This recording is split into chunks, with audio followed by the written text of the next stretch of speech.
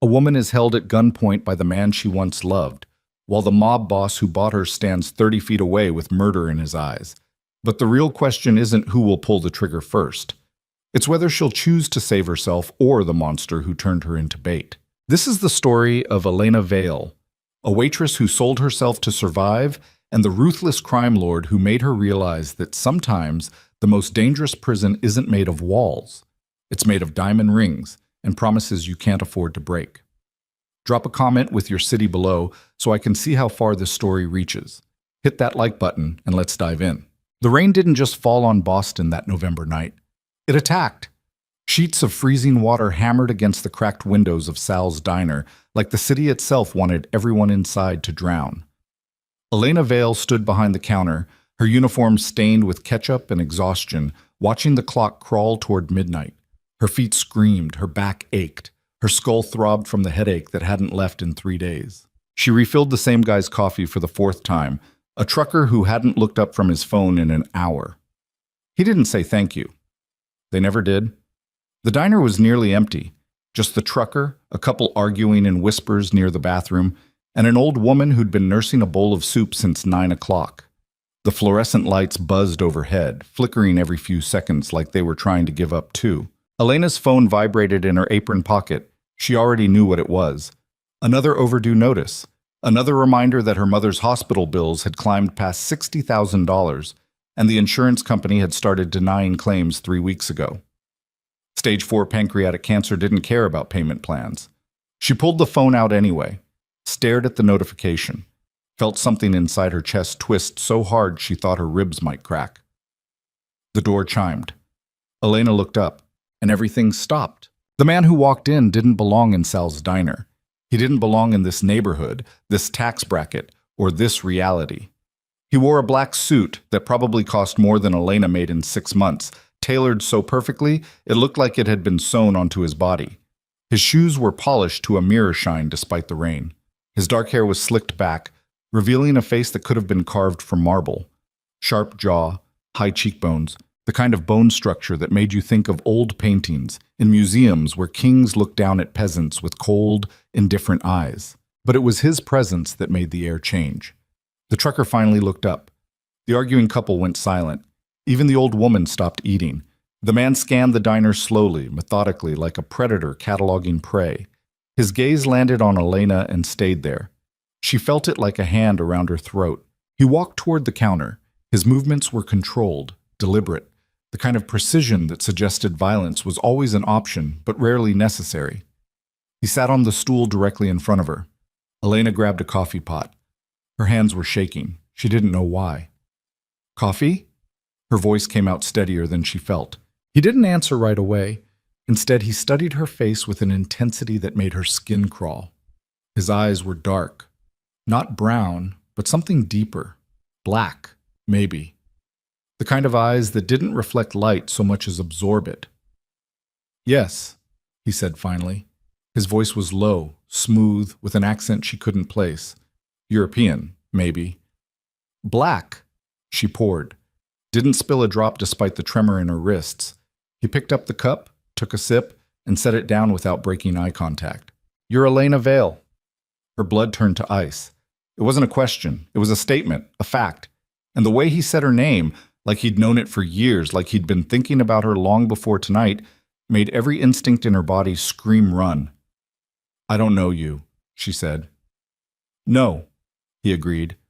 "But I know you." He reached into his jacket. Elena's hand moved instinctively toward the baseball bat Sal kept under the register. But the man didn't pull out a gun. He pulled out a photograph. He placed it on the counter between them. Elena looked down and felt the floor drop out from under her. The photograph showed her, outside this diner, 3 nights ago, walking to her car in the parking lot, but she wasn't alone in the picture. Standing 20 feet behind her, partially hidden behind a pickup truck, was Nathan Cole, her ex-boyfriend.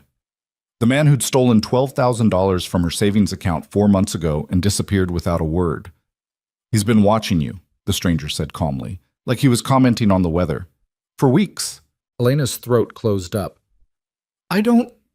You don't understand." He folded his hands on the counter. "I know. Let me help you." He pulled out another photograph. This one showed Nathan inside a black sedan parked across the street from the hospital where Elena's mother was being treated. The timestamp read 11:47 p.m., 2 nights ago. Your mother is at Massachusetts General, the man continued. Room 604. She's been there for 6 weeks. The doctors say she has 3 months left, maybe 4 if she's lucky. But luck isn't going to save her, Miss Vale. Money will. Specifically, $180,000 for an experimental treatment program they won't approve without upfront payment. Elena couldn't breathe. Who the fuck are you? My name is Lucien Moretti. He said it the way other people said good morning. Casual. Matter of fact. Like she should already know. She didn't. I don't care, she said. Get out. Lucien didn't move. Your ex-boyfriend stole something from me. Information worth considerably more than the $12,000 he took from you. He's been hiding, but now he's surfaced, and the reason he surfaced is because he wants something. I don't know where he is. He wants you. The words landed like a slap. That's insane, Elena said. Nathan doesn't give a shit about me. He made that pretty clear when he emptied my bank account and blocked my number. You're right, Lucien said. He doesn't care about you, but he thinks I will. Elena stared at him. What? Lucien leaned forward slightly. Nathan worked for my organization until 4 months ago. He stole files, names, account numbers, information that could dismantle years of work if it reaches the wrong people. He's been trying to sell it to a competitor, but negotiations have stalled. So now he needs leverage. I'm not leverage, Elena said. I'm nobody. Not anymore. He reached into his jacket again. This time he pulled out a small velvet box. He opened it. Inside was a ring. Not just any ring. A diamond so large and flawless it looked like it had been stolen from a museum. The band was platinum, engraved with a pattern Elena couldn't identify in the dim light. Marry me, Lucien said. Elena laughed. It came out sharp and bitter, a sound that didn't belong to her. You're insane. I'm practical. He closed the box. You need money to save your mother. I need Nathan to surface so I can recover what he stole. If he believes you're important to me, he'll come for you. And when he does, I'll be ready. So I'm bait? Yes. At least he was honest. Elena shook her head. No, absolutely not. 2 months, Lucien said. You'll live in my home. Appear with me at events. Wear this ring. Play the role. In exchange, your mother receives immediate access to the treatment program. All expenses covered. Additionally, you'll receive $500,000 when our arrangement ends. $500,000. Elena's vision blurred. That was enough to cover her mother's treatment, the overdue hospital bills, the credit card debt she'd racked up trying to keep them both afloat. That was enough to start over. Why me? She whispered. Because Nathan chose you 4 months ago for a reason, Lucien said. You were vulnerable, isolated, desperate, easy to manipulate. He knew your mother was sick. He knew you'd do anything to save her. He was preparing you as a contingency plan before I discovered his theft. That doesn't make sense. It makes perfect sense. Lucien's expression didn't change. Nathan is a coward. Cowards always have escape routes. You were his. Elena's hands were shaking so hard she had to grip the counter to keep them still. I could go to the police, she said. You could. Lucien tilted his head. But they won't protect you. Nathan has already proven he can get close to your mother. And if you refuse my offer, I'll have no reason to keep him away from her. The threat was delivered so calmly, so casually, that it took Elena a full 3 seconds to process what he'd just said. You're threatening my mother. I'm stating facts. Lucien stood. He placed a business card on the counter beside the coffee cup. You have until tomorrow night to decide. If you agree, call that number. A car will pick you up. And if I don't? He looked at her for a long moment. There was no cruelty in his eyes, no satisfaction, just a cold, empty certainty that made her stomach turn. Then you'll bury her within 3 months, he said quietly, and Nathan will disappear again, possibly with you. He turned and walked toward the door. Wait. He stopped. Elena's voice cracked. How do I know you'll actually pay for the treatment? Lucien pulled out his phone, tapped the screen twice, and held it up so she could see. It was a bank transfer confirmation. $180,000. Sent to Massachusetts General Hospital's billing department 15 minutes ago. The memo line read, E. Vale, patient ID 746291, experimental oncology program authorization. The treatment starts tomorrow morning, Lucian said. Whether you accept my offer or not. Then he walked out into the rain and disappeared. Elena stood behind the counter, staring at the business card, the velvet box, and the photographs of Nathan watching her like a ghost. She couldn't escape. Her phone buzzed. She looked down. It was a text from the hospital. Ms. Vale, we're pleased to inform you that your mother has been approved for enrollment in our Stage 4 pancreatic cancer treatment program. All costs have been covered by an anonymous donor. Dr. Richardson will meet with you tomorrow at 9 a.m. to discuss next steps. Elena's knees gave out. She caught herself on the counter, gasping, tears burning her eyes. Her mother was going to live. But the price? Her phone buzzed again. Unknown number. You have 24 hours. Don't waste them. L.M. Elena stared at the message until her vision blurred. Then she picked up the business card, grabbed her coat, and walked out into the rain without clocking out. Sal's diner would survive one night without her. She wasn't sure she would. The apartment Elena shared with her mother felt smaller than usual when she finally got home at 1 in the morning. It was a fourth-floor walk-up in Dorchester, the kind of place where the heat only worked half the time, and the neighbors screamed at each other through the walls. But it was theirs.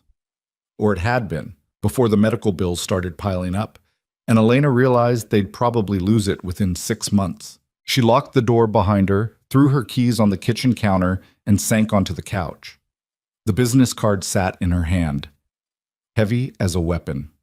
Lucien Moretti. She opened her laptop and typed his name into Google. The first result made her stomach drop. Lucien Moretti. Moretti Enterprises. Real estate development and investment.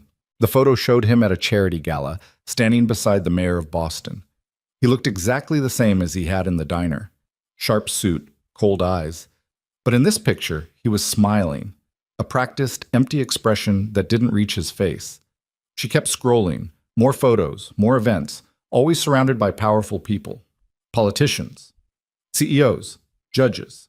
But underneath the polished exterior, the Reddit threads and conspiracy blogs told a different story. Moretti family equals mob. Lucien Moretti confirmed organized crime ties. Boston Mafia still operating under Moretti control. Elena's hands went numb. She clicked another link. A news article from 8 years ago.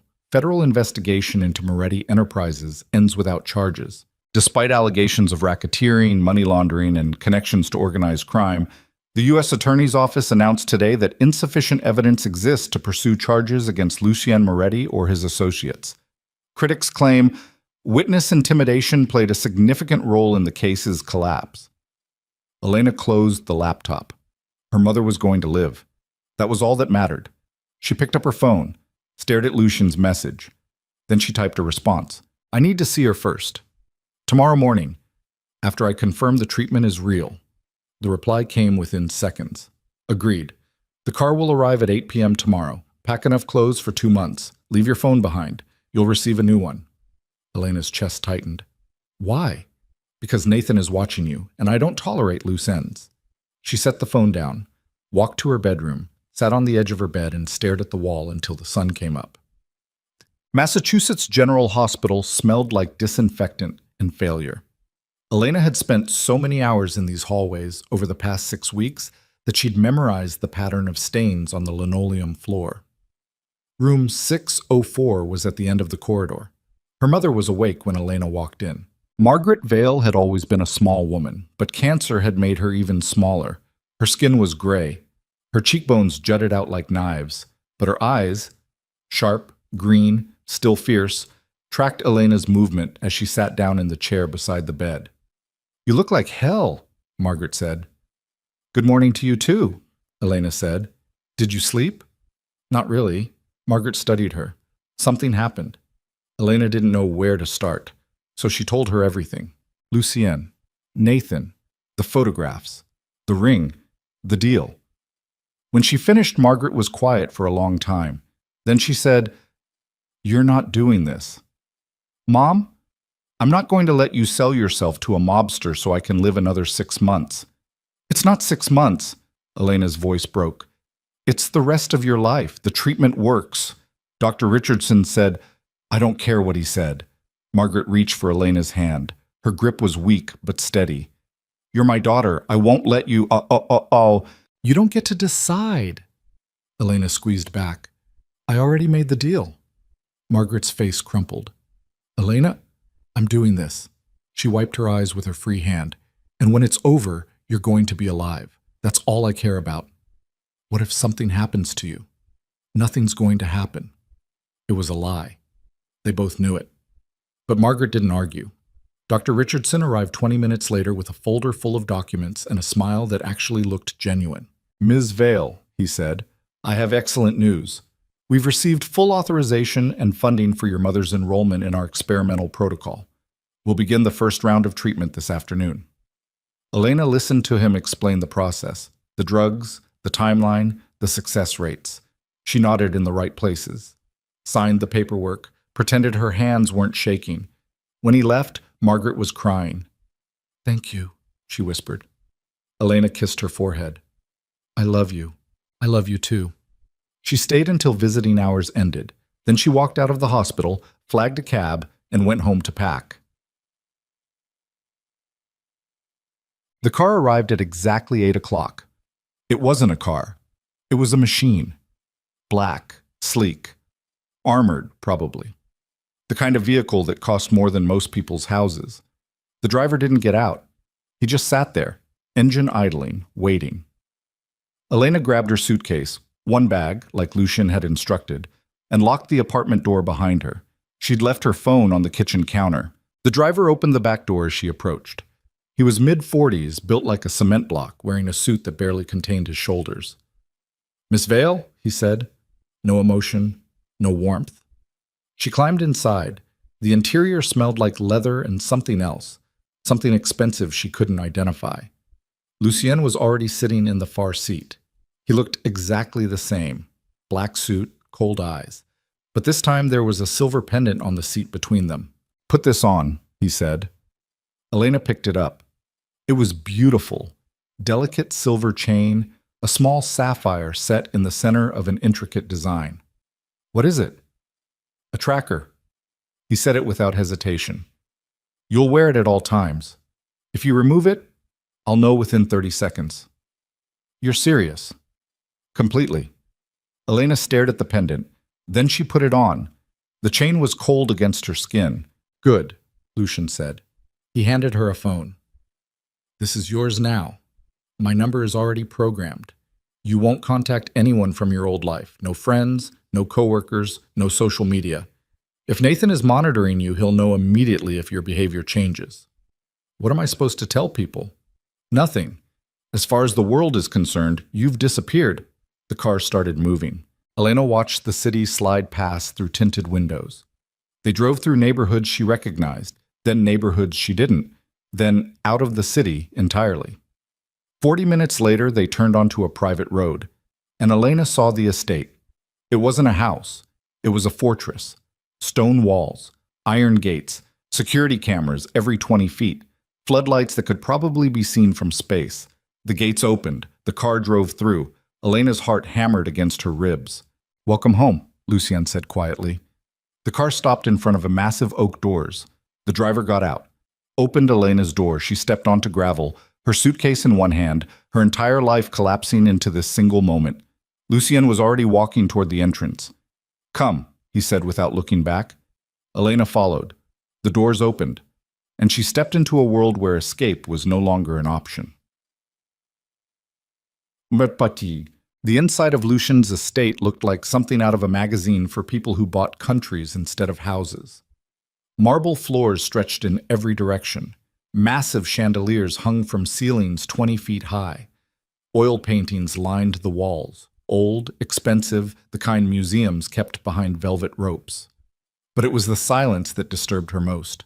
No music, no television, no sound except the echo of their footsteps. Your room is on the second floor, Lucien said, leading her up a curved staircase. East wing. You'll have access to the main areas of the house, but the west wing is off limits. My office, my bedroom, and my security operations are located there. Security operations? I run several businesses, Miss Vale. Not all of them are legal. You don't need to know the details. He stopped in front of a door, opened it, and stepped aside. The bedroom was bigger than her entire apartment. King-sized bed, walk-in closet, private bathroom with a tub that could fit 3 people, floor-to-ceiling windows overlooking the grounds. You'll find clothes in the closet, Lucian said, tailored to your measurements. How did you... I'm thorough. He turned to leave. Wait, Elena said. What happens now? He looked back at her. Now you rest. Tomorrow, we begin. Begin what? Making Nathan believe you're mine. The door closed behind him. Elena stood alone in the massive room, the pendant cold against her throat, and realized she'd just made a deal with a man who didn't see her as a person. He saw her as property. And somewhere out there, Nathan was watching, waiting for his chance to take her back. Elena didn't sleep. She lay in the enormous bed, staring at the ceiling, listening to the house breathe around her. Every creak of wood made her flinch. Every distant footstep sent her pulse racing. The pendant felt like a noose around her neck, cold, tight, a constant reminder that she was being watched. At some point during the night, she got up and tried the door. Unlocked. She didn't know if that made things better or worse. She walked to the window and looked out at the grounds. Floodlights illuminated perfectly manicured lawns, stone pathways, a fountain that looked like it belonged in a European palace. But beyond the lights, the darkness was absolute. No street lamps. No neighbors. Nothing but trees stretching into the void. She was miles from anywhere, trapped in luxury. When dawn finally broke through the curtains, Elena was still awake, sitting on the edge of the bed, her hands folded in her lap like she was waiting for an execution. A knock on the door made her jump. Miss Vale! A woman's voice, clipped, professional. Breakfast is ready. Mr. Moretti expects you downstairs in 15 minutes. Elena didn't answer. The footsteps retreated. She forced herself into the bathroom, splashed cold water on her face, and stared at her reflection. The bruise near her temple, the one Nathan had left 4 months ago during their last fight, had finally faded to a faint yellow shadow. But the exhaustion in her eyes was new, deeper, the kind that didn't come from lack of sleep.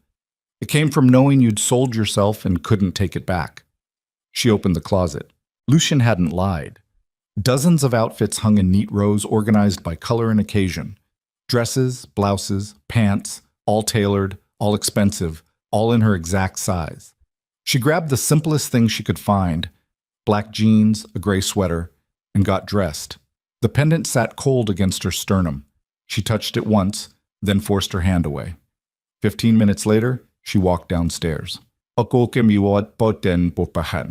dining room looked like something out of a period drama.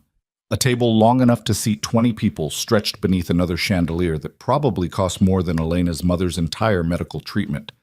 But only 2 places were set. One at the head of the table, one to the right. Lucien was already seated. He wore a different suit today. Charcoal gray, perfectly pressed, and was reading something on his phone with the same expression he'd worn in the diner. Calm, controlled, untouchable. He didn't look up when Elena entered. Sit, he said. She sat. A woman in a black uniform appeared from a side door carrying a tray. She placed a plate in front of Elena, scrambled eggs, toast, fruit arranged like a still life, and disappeared without a word. Elena stared at the food. Eat, Lucien said. I'm not hungry. You haven't eaten in over 12 hours. Eat. It wasn't a suggestion. Elena picked up her fork. The eggs tasted like nothing. She forced herself to swallow anyway. Lucien set his phone down. We have an event tonight, a fundraiser for a children's hospital. You'll attend with me. Already? Nathan needs to see you with me as quickly as possible.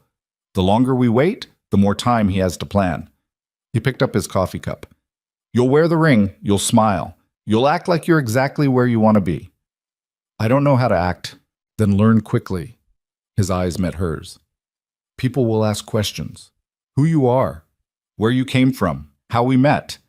You'll tell them we met at a gallery opening 6 months ago. You were admiring a Caravaggio. I offered to buy it for you. You declined. I was intrigued. That's insane. It's plausible, which is all that matters. He set the cup down. You're a graduate student. Art history. Boston University. You're writing your thesis on Baroque painting. Your family is from Vermont, small town. You don't talk about them much. Why Vermont? Because it's boring enough that no one will ask follow-up questions. Elena's jaw tightened. You've thought of everything. I always do. What if I mess up? You won't. He stood. You'll meet with my stylist at 2. Hair, makeup, wardrobe. The car leaves at 7. That's it? No rehearsal? No. You're overthinking. He walked toward the door, then paused. One more thing. At the event, I'll touch you. Your hand, your waist, your shoulder. You won't flinch. You won't pull away. You'll act like you've been touched by me 1,000 times before. Elena's stomach turned. Understood? She forced herself to nod. Lucien left. Elena sat alone at the massive table, staring at her half-eaten breakfast, and felt the walls close in around her. The stylist arrived at exactly 2 o'clock. Her name was Gabrielle, a rail-thin woman in her 50s with silver hair pulled into a brutal bun and the kind of face that suggested she'd seen every mistake a person could make and had no patience for any of them. She walked into Elena's room without knocking, looked her up and down, and said, "Take off your clothes." "Excuse me? I need to see what I'm working with. Strip." Elena's face burned. "I'm not. Mr. Moretti is paying me $5,000 to make you presentable in 4 hours. I don't have time for modesty. Strip, or I leave." Elena's hand shook as she pulled off her sweater. Gabrielle circled her like a shark. "You're too thin. When's the last time you ate a full meal?" "I don't know." "Your posture is terrible. Stand up straight." Elena straightened. "Better." "Your skin is dehydrated. You don't moisturize. Your hair hasn't been professionally cut in at least a year. And those nails—" She grabbed Elena's hand. "Have you ever had a manicure?" "No?" Gabrielle sighed. "Of course not." She released Elena's hand and pulled out her phone. "I'm calling in reinforcements. Sit." For the next 3 hours, Elena was poked, prodded, scrubbed, and reshaped by a team of people who treated her like a mannequin. Someone did her nails. Someone else worked on her hair, trimming and styling until it fell in soft waves around her shoulders. A third person applied makeup with the precision of a surgeon, foundation, contour, eyeshadow in shades of gold and bronze that made her green eyes look almost luminous. Gabrielle brought out the dress. It was emerald green, floor-length, silk, cut low enough at the neckline to show the pendant but high enough to be elegant rather than provocative. The back was almost entirely open, held together by a single clasp at the base of her spine. "Put it on." Elena stepped into the dress. Gabrielle zipped it up. Then she turned Elena toward the mirror. Elena didn't recognize herself. The woman staring back looked like she belonged in Lucy Yen's world. Polished, expensive, untouchable, but her eyes told the truth. She was terrified. "You'll do," Gabrielle said. She handed Elena a small clutch bag. "Your phone is inside. Don't lose it. Mr. Moretti doesn't tolerate carelessness." Then she packed up her supplies and left. Elena stood alone in front of the mirror wearing a dress that cost more than her rent and felt like she'd disappeared.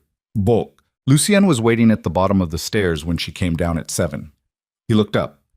For a fraction of a second, something flickered across his face. Surprise, maybe.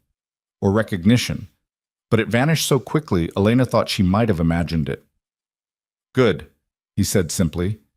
That was it. No compliment. No reaction. Just good. He offered his arm. Elena hesitated. "We're already late," he said. She took his arm. His muscles were solid beneath the fabric of his suit. He smelled like expensive cologne and something darker. Gunpowder, maybe, or smoke. Something that reminded her this wasn't a fairy tale. This was a transaction. They walked outside to the waiting car. The same driver from last night opened the door. Elena climbed in. Lucien followed. The door closed. They sat in silence as the car pulled away from the estate. "Nervous?" Lucien asked. "What do you think?" "I think you're smart enough to hide it." He didn't look at her. "But in case you're not, these people can smell fear. They'll circle you like sharks if they sense weakness. So smile. Laugh at their jokes. Pretend you belong." I don't belong. Not yet. He finally turned to face her. But by the end of tonight, everyone in that room will believe you do. That's all that matters. Elena looked out the window. They were driving into the city now, toward the skyline glittering in the distance. What if Nathan is there? He won't be. Lucian's voice was certain. Security will screen every guest. But he'll hear about it. By tomorrow morning, every gossip column in Boston will have photos of us together. That's the goal. And then what? Then we wait. The car stopped in front of the Four Seasons Hotel. Red carpet, photographers, valets in white gloves. Lucien got out first. Then he turned and offered his hand to Elena. She took it. Flashbulbs exploded. Elena's vision whited out. She heard voices shouting questions, cameras clicking, the roar of a crowd she couldn't see. Lucien's hand tightened around hers, not gentle, but firm, like he was holding her upright. Smile, he murmured in her ear. She smiled. The cameras went insane. Lucien led her inside before she could collapse. Said. The ballroom was massive. Crystal chandeliers, gold-trimmed walls, a live orchestra playing something classical that Elena didn't recognize. And people, hundreds of them, dressed in suits and gowns that probably cost more than most cars. They all turned to look when Lucien entered. Conversations died mid-sentence. Elena felt every eye in the room lock onto her. Ignore them, Lucien said quietly. His hand moved to the small of her back, warm against her bare skin. Walk. She walked. They moved through the crowd like royalty. People stepped aside without being asked. Men nodded at Lucien with respect that looked like fear. Women stared at Elena with expressions she couldn't read. Envy, maybe, or suspicion. A waiter appeared with champagne. Lucien took 2 glasses and handed one to Elena. Sip it slowly, he said. You need to look relaxed, not drunk. Elena took a sip. The champagne was dry, cold, bitter. Lucien! A voice boomed across the room. A man approached. Mid-60s, silver hair, expensive suit, the kind of smile that didn't reach his eyes. I didn't expect to see you tonight. Richard? Lucien shook his hand. I wouldn't miss it. Richard's gaze slid to Elena. And who is this? Elena Vale, Lucien said smoothly. My fiancé. The word hit Elena like a punch to the chest. Fiancé. She wasn't ready for that, but Richard's smile widened. Congratulations. I had no idea you were seeing anyone. We've kept it quiet, Lucien said. His hand tightened on Elena's waist. Elena prefers privacy. Smart woman. Richard extended his hand. Richard Blackwell. I've known Lucien since he was a boy.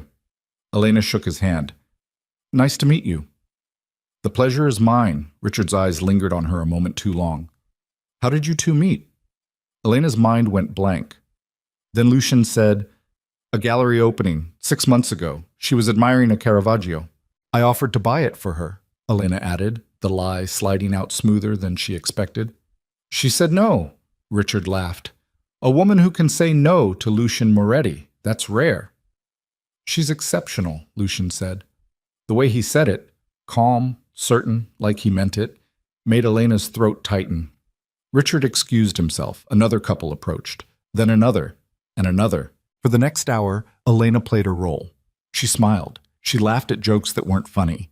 She answered questions about her fake thesis and her fake hometown and her fake relationship with the very real mobster whose hand never left her body. And the worst part? People believed it. Every single person in that room looked at her and Lucien and saw a couple. Not a deal. Not a transaction. A couple. What? Halfway through the evening, Lucien excused them to the balcony. The night air was cold. Elena's arms broke out in goosebumps immediately. Lucien shrugged off his jacket and draped it over her shoulders without a word. You did well, he said. I feel like I'm going to throw up. That's normal. Elena looked at him. Do you do this a lot? Parade women around and pretend they're yours? No. He leaned against the railing, looking out at the city. You're the first. Lucky me. You're alive. Your mother is receiving treatment. I'd call that lucky. Elena's hands curled into fists. You really don't see anything wrong with this, do you? I see a mutually beneficial arrangement. I'm not a business deal. Yes, Lucian said quietly. You are. The honesty was worse than cruelty. Elena turned away. I need air. You're already outside. Then I need space. She walked to the far edge of the balcony, gripping the railing so hard her knuckles turned white. Behind her, Lucian was silent. For a long time, neither of them spoke.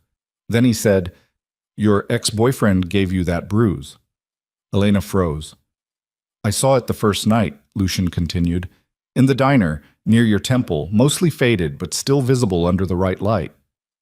It's none of your business. It became my business when I paid for your mother's treatment. That doesn't give you the right to… Did he hit you more than once? Elena's throat closed. Miss Vale? Twice, she whispered. He hit me twice. Why didn't you leave? I did. Eventually. She turned to face him. But not before he emptied my bank account and disappeared. Lucian's expression didn't change, but something in his eyes darkened. When Nathan surfaces, he said slowly, and I find him, which I will, do you want him alive or dead? The question was so casual it took Elena several seconds to process what he'd just asked. You're serious. Completely. I don't… She shook her head. I don't want you to kill anyone for me. That wasn't the question. Elena stared at him. This man, this cold, terrifying man, was offering her revenge like it was a menu option, and part of her wanted to say yes. I don't know, she said finally. Lucien nodded. Fair enough. He pushed off the railing and walked back inside. Elena stood alone on the balcony, her heart hammering, wondering if she'd just made a mistake, or given him permission. They left the fundraiser at 11. Photographers swarmed the car. Elena kept her head down, Lucien's hand firm on her back, guiding her through the chaos. Once they were inside and the doors closed, the noise vanished. Elena let out a breath she didn't know she'd been holding. You survived, Lucien said. Barely. Tomorrow will be easier. Tomorrow? There's a gallery opening, then dinner with my cousin on Saturday, a yacht party on Sunday. Elena's stomach dropped. You're joking. I never joke. I can't do this 3 times in 1 week. You can. And you will. He looked at her. Nathan is watching. Every appearance we make together tightens the noose. The more public we are, the faster he'll act. And what happens when he does? I kill him, said like he was discussing the weather. Elena closed her eyes. The rest of the drive passed in silence. When they arrived back at the estate, Elena went straight to her room, peeled off the dress, and stood in the shower until the water ran cold. When she finally climbed into bed, her phone buzzed. Unknown number. Her blood turned to ice. She opened the message. You look beautiful tonight. That dress was always your color. N. Elena dropped the phone like it was poisonous. Her hand shook so violently she could barely pick it back up. She ran to her door, yanked it open, and sprinted down the hallway toward the west wing. She didn't care about boundaries anymore. She didn't care about rules. She pounded on the first door she found. It opened immediately. Lucien stood there, shirtless, a gun in his hand. He texted me, Elena gasped. Nathan texted me. Lucien's expression went completely flat. He took the phone from her hand, read the message. Then he turned and shouted something in a language Elena didn't understand. Within seconds, 3 men appeared, all armed, all moving with military precision. Lucien spoke to them rapid fire. They nodded and disappeared. Then he turned back to Elena. Pack a bag, he said. We're leaving. What? Why? He knows where you are. Lucien's voice was cold as winter. Which means your phone was compromised before you even got here. We're moving to a secondary location until I can confirm how deep the breach goes. But you gave me the phone. I know. His jaw tightened. Which means someone inside my organization sold me out. The words hung in the air like a death sentence.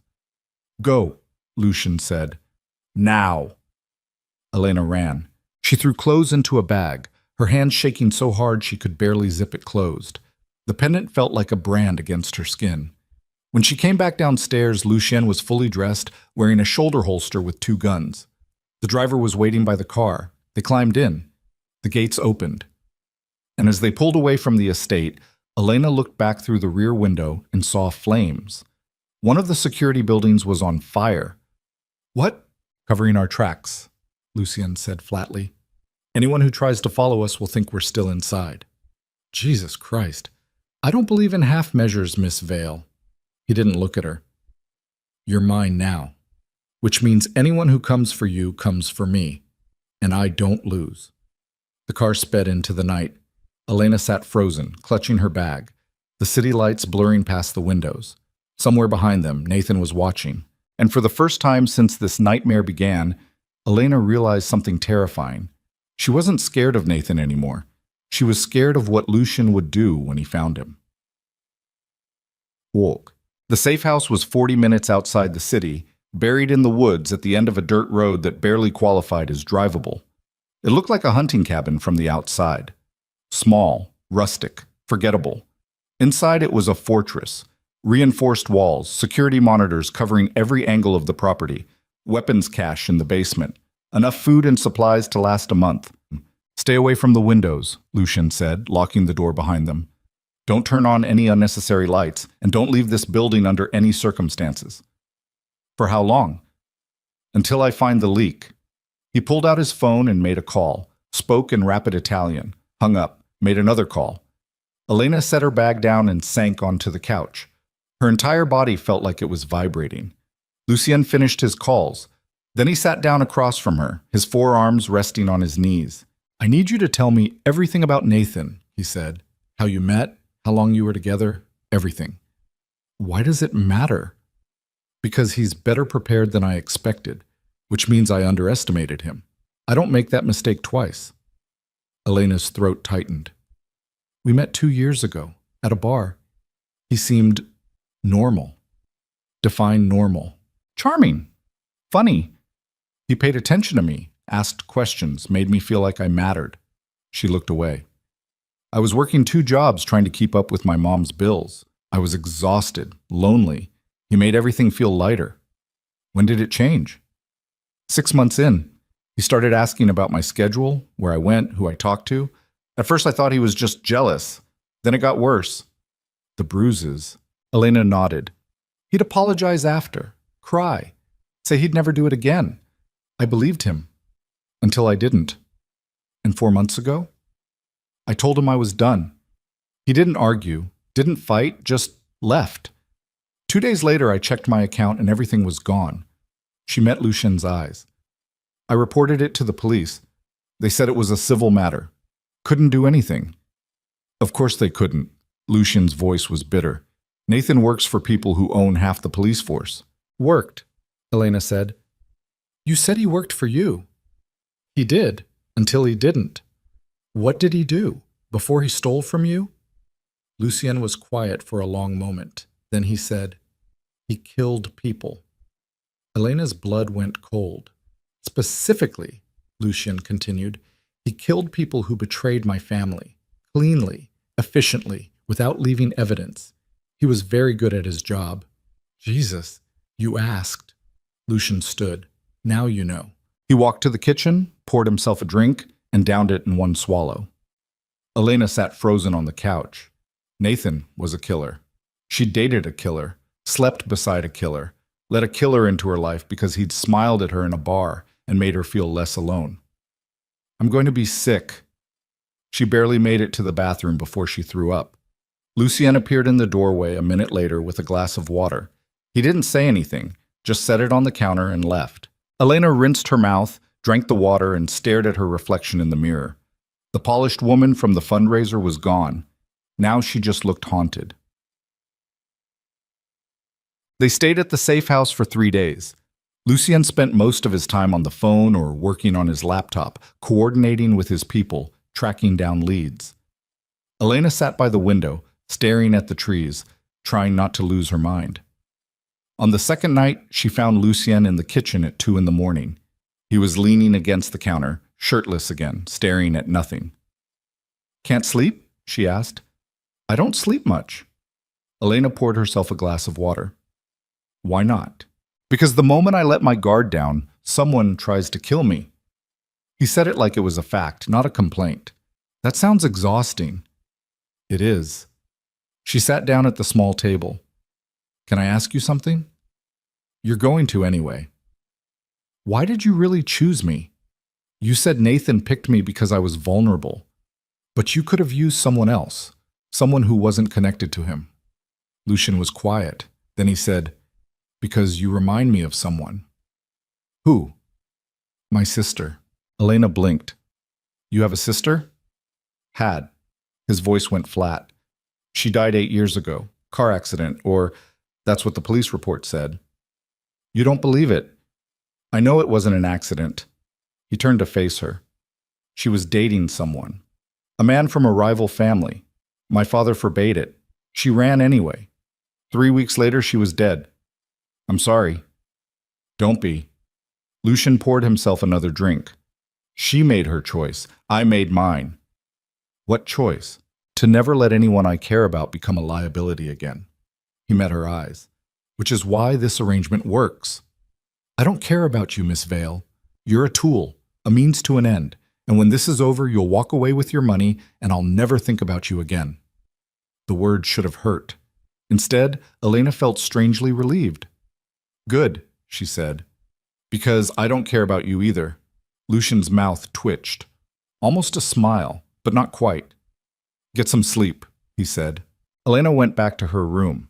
But she didn't sleep, because somewhere beneath the lies, she'd heard the truth. Lucien was just as trapped as she was, and they were both pretending they could survive this without getting destroyed. Tunts. On the fourth day, Lucien's phone rang. He answered, listened. His expression darkened. When? He said. A pause. I'll be there in an hour. He hung up and looked at Elena. Get dressed. We're leaving. What happened? They found the leak. Who was it? Lucian's eyes were cold as a grave. Someone who's about to wish they'd never been born. They drove back to the estate, but they didn't go to the main house. Lucian led Elena to a building she hadn't noticed before. Stone, windowless, set back in the trees like it was trying to hide. 2 guards stood outside. They nodded at Lucian and opened the door. Elena followed him inside. The room was bare. Concrete floor. Single chair in the center. And tied to that chair, bleeding from a dozen cuts, was a man Elena had never seen before. He looked up when they entered. His eyes went wide with terror. Lucien! He started. Lucien punched him so hard the chair tipped backward. Shut up, Lucien said quietly. He grabbed the chair and righted it. Then he turned to Elena. This is Marco. He's worked for my family for 12 years. And 3 days ago, he sold your location to Nathan Cole for $50,000. Marco was sobbing now. I swear I didn't know. You didn't know? Lucian's voice dropped to a whisper. You gave my enemy the exact coordinates of where I was keeping a civilian under my protection. What the fuck did you think was going to happen? Nathan said he just wanted to talk to her. And you believed him. He said he'd kill my daughter if I didn't. Lucien pulled out his gun. Marco screamed. Wait! Elena stepped forward. Wait! Lucien looked at her. He has a daughter, Elena said. You just said, I heard him. So you can't... Yes, Lucien said calmly. I can. He raised the gun. Please, Marco begged. Please, my daughter. She's only 8. Lucien fired. The sound was deafening in the enclosed space. Marco's head snapped back. Blood sprayed across the concrete. Then he slumped forward, dead. Elena couldn't breathe. She couldn't move. Lucien holstered his gun and turned to his men. Clean this up. Find his daughter. Make sure she's relocated somewhere Nathan can't reach her. Put her in a boarding school. Full scholarship. My name stays out of it. The guards nodded. Lucien walked past Elena toward the door. She just stood there, staring at Marco's body, the world tilting sideways. Miss Vale. She didn't respond. Elena. Her name on his lips snapped her back. She turned. Lucien's expression was unreadable. That man betrayed me. Betrayed you. Put both of us at risk because he was weak. I don't tolerate weakness. He had a daughter, and now she'll live, because I'll make sure of it. He stepped closer. This is my world, not yours. If you can't handle it, tell me now. Elena's hands were shaking, but she forced herself to meet his eyes. "I can handle it," she whispered. Lucien studied her for a long moment. Then he nodded. "Good." They walked out together. Behind them, the guards dragged Marco's body away, and Elena realized with cold, brutal clarity that there was no going back anymore. She wasn't bait. She wasn't a tool. She was complicit. And somewhere in the darkness, Nathan Cole was smiling, because he'd just turned her into exactly what he needed her to be. A woman with blood on her hands and nowhere left to run. Elena didn't speak during the drive back to the main house. She sat in the passenger seat, staring at her hands, watching them shake like they belonged to someone else. The image of Marco's head snapping back played on loop behind her eyelids. The sound of the gunshot echoed in her skull. The smell of blood and gunpowder clung to her clothes like a second skin. Lucien said nothing. He just drove, his jaw tight, his cancanels white against the steering wheel. When they pulled up to the estate, Elena got out before the car fully stopped. She walked straight to her room, locked the door, and stood in the shower until the water went cold again. But no amount of water could wash away what she'd just witnessed. A man had died in front of her. And Lucien had pulled the trigger without hesitation, without remorse, like it was nothing. When she finally emerged, wrapped in a towel, her phone was buzzing on the nightstand. Not the one Lucien had given her. That one was gone, destroyed after Nathan's text. This was a new phone. Same number programmed in, same invisible leash. She picked it up. One message. From Lucien. "Dinner is at 8. Don't be late." Elena looked at the clock. It was 7:45. She wanted to throw the phone against the wall, wanted to scream, wanted to run. Instead, she got dressed. Black pants, white blouse, the pendant cold against her throat. She walked downstairs at exactly 8 o'clock. Lucien was already seated at the dining table. He'd changed into a fresh suit. His hair was damp like he'd showered too. There was no blood on him, no evidence of what had happened 3 hours ago. He looked up when she entered. "Sit." Elena sat. The same woman in the black uniform brought out plates. Steak, roasted vegetables, wine. Elena stared at the food and felt bile rise in her throat. "Eat," Lucien said. "I can't. You haven't eaten all day. I watched you kill someone." "And?" He cut into his steak. "Marco betrayed me. He knew the consequences. He had a daughter, who will now grow up without a traitor for a father." Lucien took a bite, chewed, swallowed. "I meant what I said. She'll be taken care of. Education, housing, everything she needs, but Marco made his choice." Elena's hands curled into fists under the table. "You didn't even hesitate." "Should I have?" "You could have." She stopped. "I don't know. Let him go. Warned him, something." "And what happens the next time someone needs money? Or gets threatened? Or decides $50,000 is worth selling me out?" Lucien set down his knife and fork. "I can't show mercy, Miss Vale. The moment I do, I'm dead. And so is everyone under my protection, including you. I never asked to be under your protection. No. You asked for $500,000 and your mother's life, and I gave you both. This is the cost." The words hit like a slap. Because he was right. She had made a deal, had walked into this with her eyes open, had known what Lucien was, and she'd chosen it anyway. "Eat," Lucien said again. "We have work to do tomorrow." Elena picked up her fork, forced herself to take a bite. It tasted like ash. The next morning, Elena woke to someone pounding on her door. She sat up, disoriented, her heart racing. "Miss Vale," a man's voice, not Lucien. "Mr. Moretti needs you downstairs, now." Elena threw on clothes and ran. Lucien was in his office, a room she'd never been allowed to enter before. The walls were lined with monitors showing security feeds from every corner of the estate. His desk was covered in papers, laptops, phones. And standing beside him was a woman Elena didn't recognize. She was tall, late 30s, dark hair pulled into a severe ponytail. She wore black tactical gear and a shoulder holster with 2 guns. She looked at Elena like she was evaluating a target. "This is Anya," Lucien said. "She's head of my security. She'll be training you." Elena blinked. "Training me for what?" "Self-defense, weapons handling, situational awareness." Lucien didn't look up from the monitor he was studying. Nathan is escalating. You need to be able to protect yourself. I thought that was your job. I can't be with you every second, and I won't lose you because you don't know how to fight.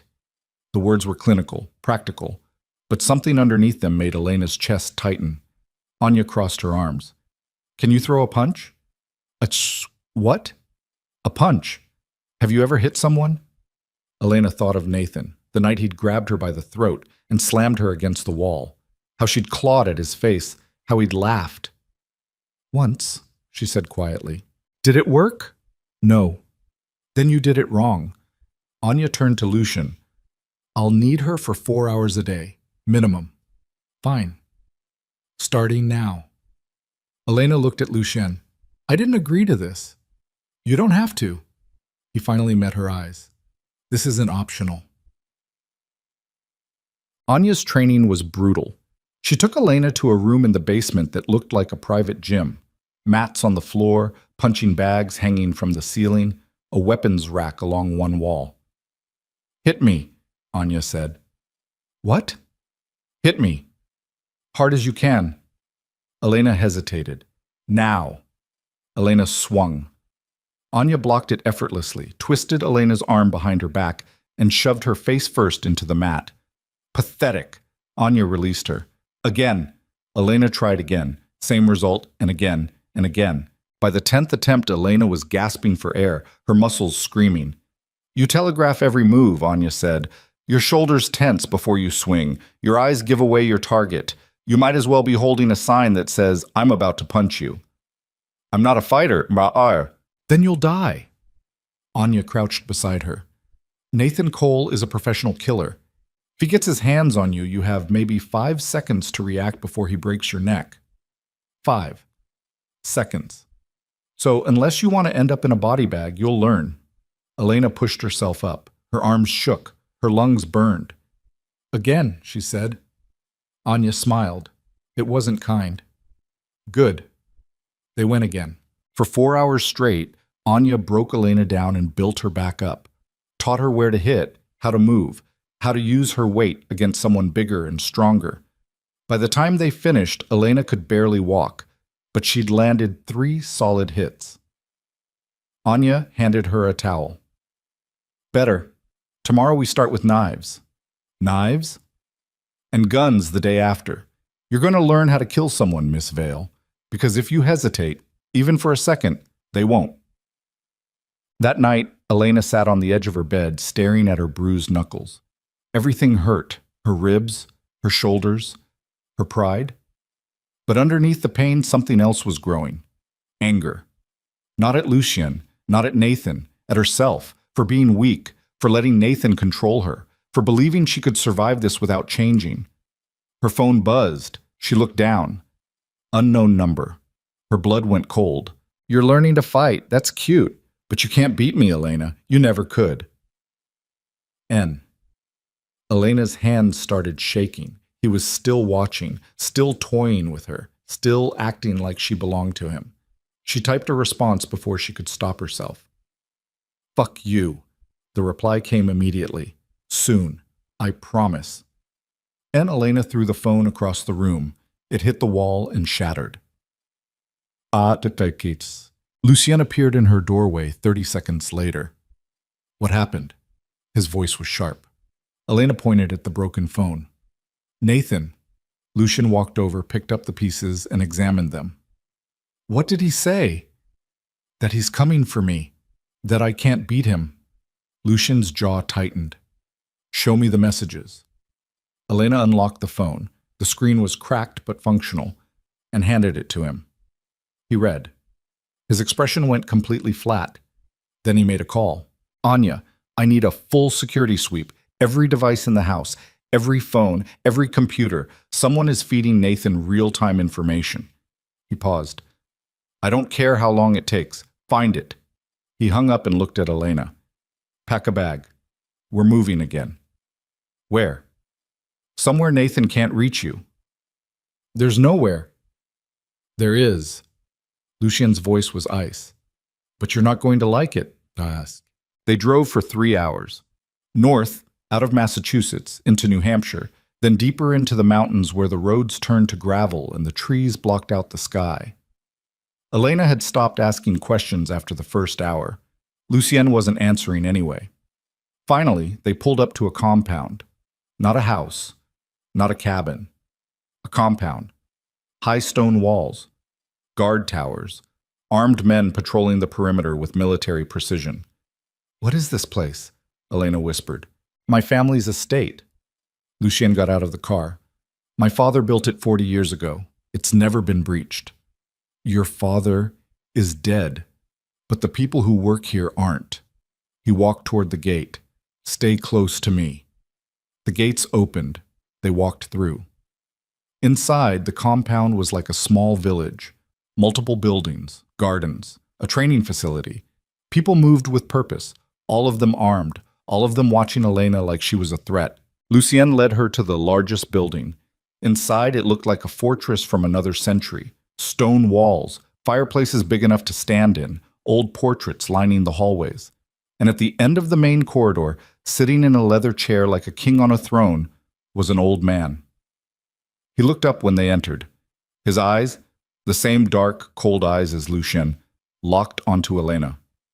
"So," he said in a voice like gravel, "this is her." Lucien's entire posture changed. Stiffer, more controlled. "Uncle Vittorio," he said. "This is Elena Vale." Vittorio stood. He was tall, broad-shouldered despite his age, with silver hair and a scar running down the left side of his face. He walked toward Elena slowly. She forced herself not to step back. "You're the girl my nephew sold his soul for," Vittorio said. "I'm not—" "Don't." He held up a hand. "I've been doing this since before you were born, girl. I know what desperation looks like, and I know what it costs." He circled her like a predator. "Lucien says Nathan Cole is after you." "Yes." "And you're willing to do whatever it takes to survive?" Elena met his eyes. "Yes." Vittorio smiled. It was worse than Lucien's. "Good. Because if you're staying under my roof, you'll earn your keep." He looked at Lucien. "She trains with the others. No exceptions." "Uncle—" "Oh, no exceptions." Vittorio's voice dropped. "If she's going to survive this world, she needs to become part of it. Not a guest. Not a victim. A weapon." He turned and walked away. Lucien watched him go, his jaw tight. Then he looked at Elena. "Welcome to hell," he said quietly. The training at the compound made Anya's sessions look like a warm-up. Elena was thrown into a rotation with 6 other people. All men, all killers, all looking at her like she was a liability waiting to happen. They didn't go easy on her. Within the first week, Elena had a black eye, 2 cracked ribs, and a split lip. But she didn't quit. She got up every morning at 5, trained until noon, ate, trained again until dark, then collapsed into bed, and did it all over again the next day. Lucien watched sometimes, standing in the shadows, never speaking, but his presence felt like pressure, like expectation, like she was being tested. On the 9th day, one of the men, a scarred brute named Anton, decided to push her harder. He came at her during a sparring session with no warning, full force, like he was trying to kill her. Elena barely blocked the first hit. The second caught her in the ribs. She went down hard. Anton loomed over her. "You're weak. You don't belong here." Elena tasted blood. Then she swept his legs out from under him. He hit the ground with a grunt of surprise. Elena was on him in a second, her forearm across his throat, all her weight pressing down. "Say it again," she hissed. Anton's eyes went wide. Someone grabbed her from behind and yanked her off. It was Lucienne. "Enough," he said. Elena was shaking, not from fear, from rage. Anton got up, rubbing his throat, staring at her with something that might have been respect. "She's learning," he muttered. Lucien's hand tightened on Elena's arm. "You're done for today." He pulled her out of the training room. They walked in silence to the far edge of the compound, where a stone bench overlooked the mountains. Lucien sat down. After a moment, Elena sat beside him. "You could have killed him," Lucien said quietly. "I wasn't trying to." "I know, but you could have." He looked at her. "You're changing, Miss Vale." "Is that a bad thing?" I don't know yet. Elena leaned back against the cold stone. Your uncle hates me. He doesn't hate you, he's testing you. For what? To see if you break. Lucian's voice was calm. My family doesn't accept weakness. If you can't survive here, you can't survive, Nathan. And if I do survive, then you're no longer bait. He met her eyes. You're one of us. Elena didn't know if that was a promise or a threat. That night, Elena woke to the sound of shouting. She bolted upright, her heart hammering. Someone was screaming. Men were running. Alarms blared through the compound. Elena grabbed the knife Anya had given her and ran to the door. Lucien was already in the hallway, fully dressed, a gun in each hand. Stay in your room, he said. What's happening? Someone breached the perimeter. Nathan, we don't know yet. Stay. Here. He ran toward the main building. Elena stood frozen in the doorway. Then she heard glass shatter. Somewhere close. Too close. She turned. A figure moved in the shadows at the end of the hallway. Tall. Lean. Familiar. Nathan stepped into the light. He was smiling. Hey, baby, he said softly. Miss me? Elena's blood turned to ice. You... Surprised, Nathan walked toward her slowly. You shouldn't be. I've been planning this for months. Lucien is busy. That explosion on the west side. That was me. Got half his men running in the wrong direction. He stopped 5 feet away. It's just you and me now. Elena's hand tightened around the knife. Nathan saw it and laughed. You really think that's going to stop me? I'll scream. Go ahead, no one's coming. He lunged. Elena reacted on instinct. Everything Anya had drilled into her over the past 2 weeks snapped into focus. She sidestepped, brought the knife up, and slashed across Nathan's forearm. He swore and stumbled back. Blood poured from the wound. You cut me, he said, almost in wonder. You actually cut me. Get away from me. Or what? Nathan's smile widened. You'll kill me? You don't have it in you, Elena. You're still the same scared little waitress who cried when I hit you.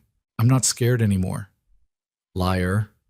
He came at her again. This time, Elena didn't try to run. She met him head on, driving her shoulder into his chest, using his momentum against him the way Anya had taught her. They crashed into the wall. Nathan grabbed her throat. Elena brought her knee up hard between his legs. He gasped and released her. She ran, down the hallway, down the stairs, out into the main courtyard where chaos had erupted. Men were fighting. Gunfire echoed. Smoke poured from one of the buildings. Elena stumbled through the madness, looking for Lucien, looking for anyone. A hand grabbed her from behind. She spun, knife ready. It was Vittorio. Come with me, he said. Now. He dragged her toward a side building, through a door, down a staircase into darkness. They emerged in an underground bunker. Stone walls, reinforced door, emergency lights. Vittorio locked the door behind them. Stay here, he said. Don't open this door for anyone except Lucien. Nathan's here. I know. Vittorio's expression was grim. And he brought friends. He turned to leave. Wait. Elena grabbed his arm. How did he find us? Vittorio looked at her for a long moment. Then he said, because Lucien told him. The words didn't make sense. What? My nephew has been feeding Nathan information for the past 3 weeks. Breadcrumbs, leading him here. Elena's world tilted. That's impossible. Is it? Vittorio's voice was cold. You think Lucien is protecting you? He's using you, just like Nathan did. The only difference is Lucien's better at it. You're lying. I wish I was. Vittorio walked to the door. But when this is over, you'll see. My nephew doesn't save people, girl. He owns them. He opened the door and disappeared. Elena stood alone in the bunker, her mind racing. Lucien had been feeding Nathan information, which meant everything. The safe house, the phones, the training had been part of a larger plan, which meant Elena wasn't the bait, she was the trap, and Nathan was walking straight into it. Bishit. The fighting upstairs lasted another hour. Elena sat in the bunker, listening to gunfire and screams, her knife clutched in her shaking hands. Finally, silence. Then footsteps on the stairs. Elena stood, ready to run, ready to fight. The door opened. Lucien stood there, covered in blood. Not his blood. He looked at her with those cold, empty eyes. "It's over," he said. "Is Nathan dead? I killed him myself." He stepped into the bunker. "You're safe now." Elena stared at him. "Your uncle told me something," she said quietly. "He said you've been feeding Nathan information, that you led him here." Lucien's expression didn't change. "He did." The confirmation was worse than a lie. "Why?" "Because Nathan would never stop hunting you. Not as long as he thought you were weak. Not as long as he thought he could take you from me." Lucien walked closer. "So I made him believe he could. I made him think he was smarter, faster, better. And then I let him walk into a compound full of killers who've been waiting for him." Elena's throat closed. "You used me." "I protected you." His voice was hard. "Nathan is dead. His associates are dead. Victor Soren's entire operation is in ruins. You're free." "I'm not free. I'm trapped." "You're alive." Lucien stopped in front of her. "Would you rather be dead? Because that was your other option."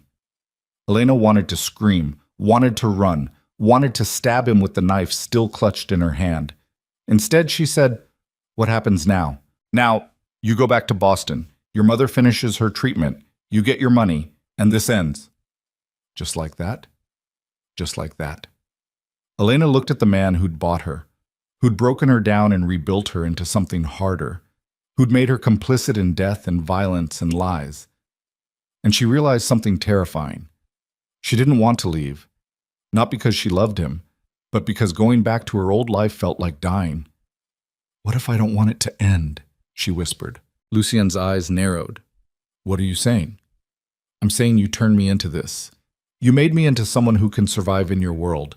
And now you're going to throw me back into mine like nothing happened? You were never meant to stay." "I know," Elena's voice cracked. "But I can't go back. Not after this.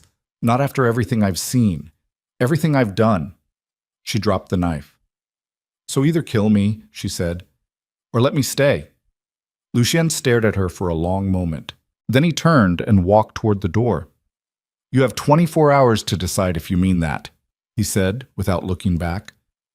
"Because if you stay, there's no going back, no second chances, no escape." "I know." He stopped. "And if you choose this," he continued, his voice barely audible, "you'll see things that will make tonight look like mercy. You'll do things that will haunt you for the rest of your life. And you'll belong to me completely, not as bait, not as a tool, as mine." The possessiveness in his voice should have terrified her. Instead, it felt like the first honest thing he'd ever said. 24 hours, Lucien Schulz's repeated. Then he was gone.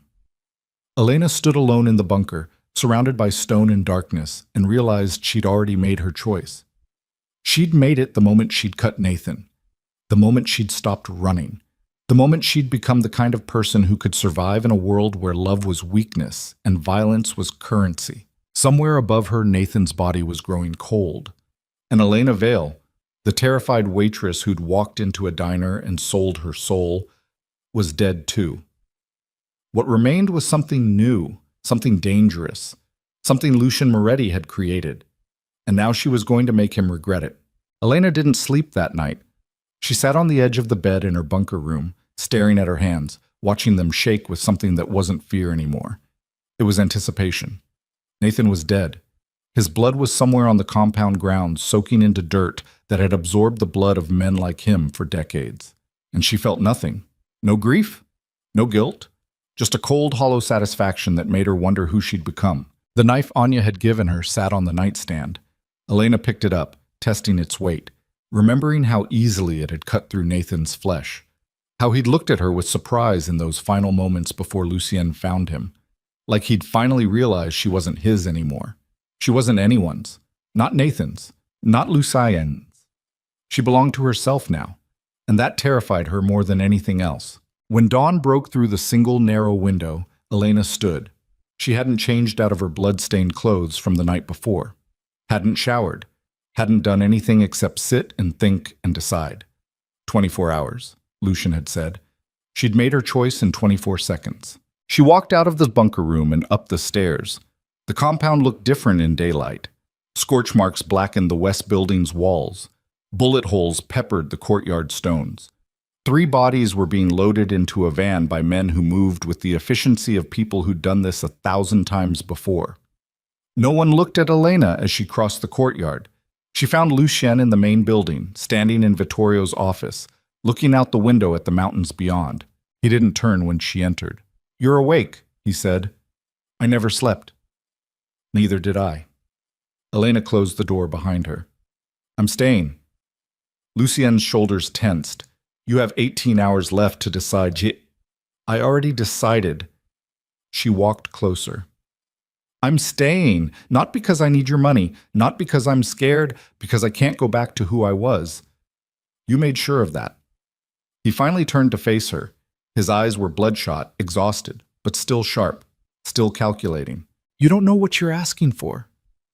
"Yes, I do." Elena's voice was steady. "You told me I'd see things that would haunt me, that I'd do things that would change me forever. I already have. So stop trying to protect me from a choice I've already made." Lucien studied her for a long moment. Then he said, "My uncle thinks I'm using you." "Aren't you?" "Yes." The honesty was brutal. "But not the way he thinks. Not anymore." "Then what am I to you?" Lucien crossed the distance between them in 3 strides. He stopped inches away, close enough that Elena could feel the heat radiating off him, could smell gunpowder and smoke still clinging to his clothes. "You're the biggest mistake I've ever made," he said quietly, "because I was supposed to use you and walk away. And now I can't." Elena's breath caught. "Why not?" "Because somewhere between the lies and the violence and the blood, you stopped being a tool." His hand came up, fingers brushing the pendant still hanging around her neck. "And I don't know what to do with that." "Figure it out," Elena said, "because I'm not leaving." Lucien's jaw tightened. Then he dropped his hand and stepped back. "Fine. You want to stay? Then you'll earn it. No more special treatment. No more protection. You'll train like everyone else. Fight like everyone else. Kill like everyone else." "I already killed Nathan." "No." Lucien's voice was ice. "I killed Nathan. You cut him. There's a difference." "Then teach me the difference." Something flickered in his eyes. Something dark and hungry and dangerous. "Careful what you ask for, Miss Vale." "I'm done being careful." Lucien stared at her for another moment. Then he walked to the door and opened it. "Anya," he called. Anya appeared within seconds, her tactical gear still stained with blood from last night's fighting. "Sir." "Elena stays. Full training rotation. No exceptions." Anya's eyes flicked to Elena, then back to Lucien. "Understood." "And Anya," Lucien's voice dropped.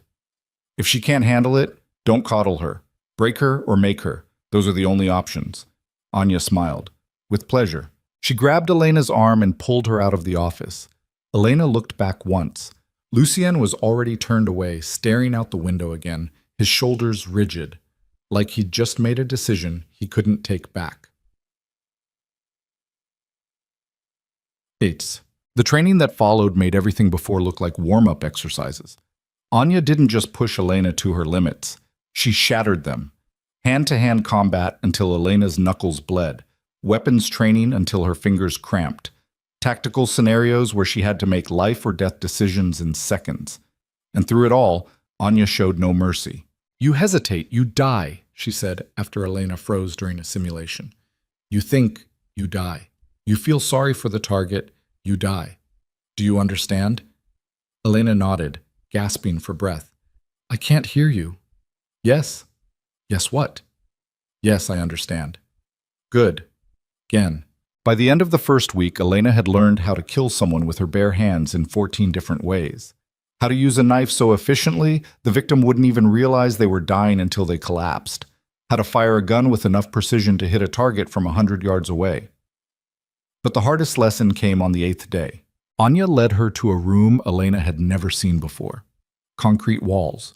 A single chair in the center. And tied to that chair was a man Elena didn't recognize.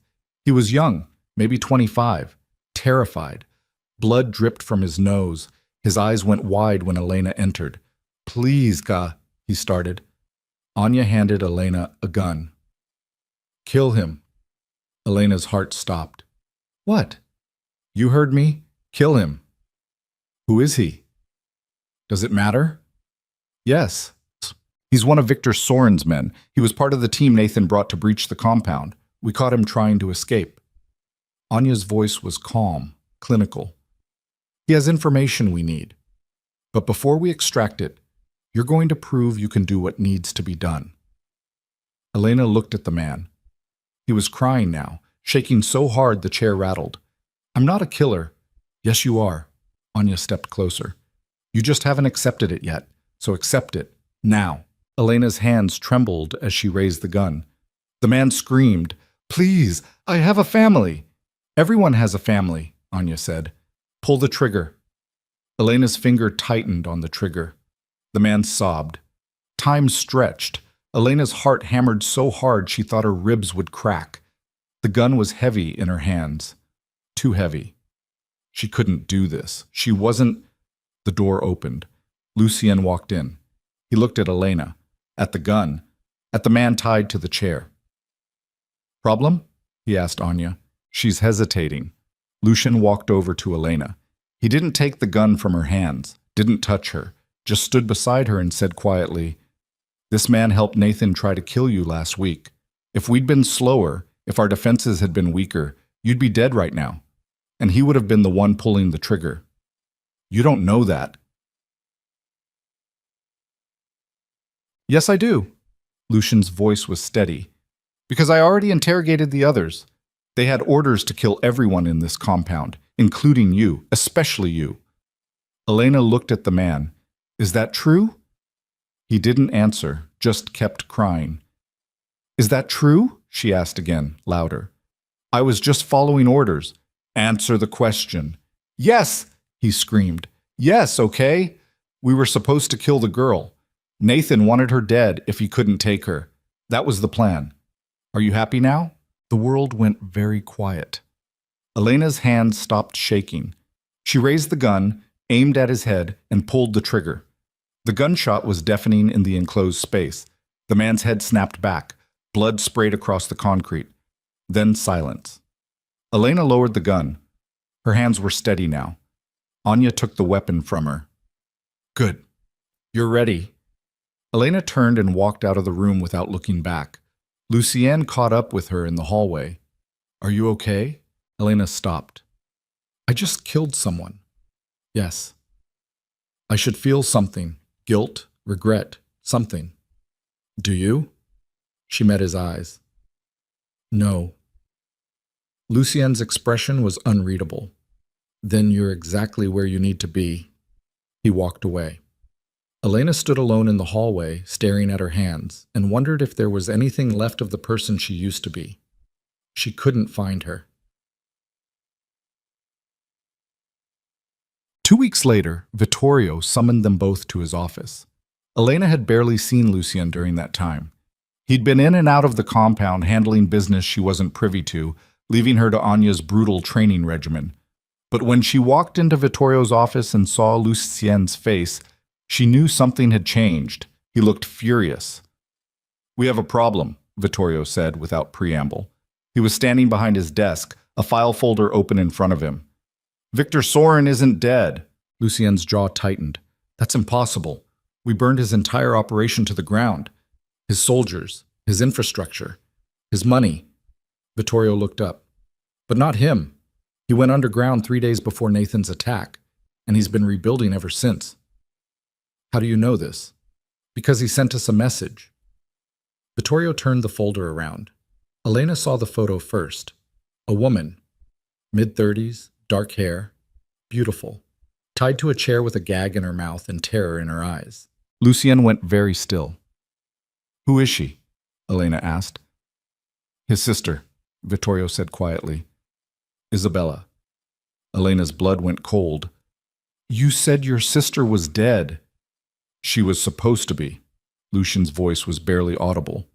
8 years ago, Victor's people ran her car off a bridge. We found her body, had a funeral, buried her. Or someone who looked like her, Vittorio finished. Victor staged the whole thing, kept her alive. Used her to fake her death so we'd never look for her. Why? Leverage. Vittorio's expression was grim. He knew someday we'd come for him, so he kept an insurance policy, and now he's cashing it in. Lucien picked up the photo with shaking hands. What does he want? You.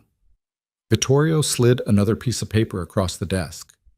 He wants you to meet him, alone, in New York, in 3 days. If you don't show, he kills Isabella. It's a trap. Of course it's a trap. Vittorio's voice was harsh. But it's a trap you're going to walk into because she's your sister, and Victor knows that. Lucien's hands curled into fists, the photo crumpled in his grip. Elena stepped forward. Then we go together. Both men looked at her. Absolutely not, Lucien said. Victor wants you isolated, vulnerable. If you walk in there alone, you're dead. If I bring backup, he kills Isabella immediately. Then don't bring backup. Elena met his eyes. Bring me. You're not trained for this. I killed a man 2 weeks ago without hesitation. I've spent every day since learning how to survive in your world. I'm ready. You're not.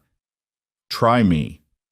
Vittorio watched them argue with something that might have been amusement. The girl has a point. Stay out of this, uncle. She's right. Victor expects you to come alone. He'll be prepared for soldiers, guards, a tactical team. He won't be prepared for a civilian, especially not a woman. She's not a weapon. Yes, I am. Elena's voice was sharp. You made me one, so use me. Lucien stared at her. If I take you, there's a good chance you won't come back. Then I won't come back. Elena didn't blink. But I'm not letting you walk into that alone. Why? Because you think you love me? The question was meant to hurt, to push her away. Elena didn't flinch. No.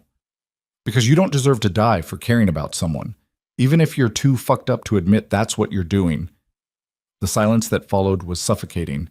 Then Lucien said, Fine. You want to come? Then you're coming. But when this goes wrong, Bis, and it will, don't expect me to save you. I don't. Good. He turned to Vittorio. Set it up. Tell Victor I'll be there. Alone. And the girl? Is insurance. Lucien looked at Elena. If I die, she kills Victor. That's the deal. Elena nodded. Vittorio smiled. This is either brilliant or suicidal. Both, Lucien said. Get me everything you have on Victor's location. Security, blind spots, exits. Already done. Vittorio handed him another folder. The meat is at an abandoned warehouse in Red Hook, former shipping depot. Now it's empty. Perfect place for an execution. Or a funeral, Lucien muttered. He walked out. Elena followed, mucky. They left for New York the next morning. The drive was silent. Lucien sat in the passenger seat, staring at the folder Vittorio had given him, memorizing every detail. Elena sat in the back, checking and rechecking the gun Anya had given her. You know how to use that? Lucien asked without looking up. Anya made sure. Good. Because if things go sideways, you might have to. I will. Without hesitation? Yes. He finally looked at her. You've changed. You wanted me to. I did. His expression was unreadable. I just didn't expect it to happen so completely. Elena met his eyes in the rearview mirror. Are you regretting it? Every day. But he didn't send her back. They arrived in New York just after midnight. Lucien had arranged for a safe house in Brooklyn, a nondescript apartment in a building full of immigrants who'd learned not to ask questions. They didn't sleep. Lucien spent the night going over the plan. The warehouse had 2 entrances, one main loading dock, one side door that had been welded shut years ago but could be breached with enough force. Victor would expect Lucien to come through the front, so that's exactly what he'd do. And me? Elena asked. You'll be on the roof of the building across the street.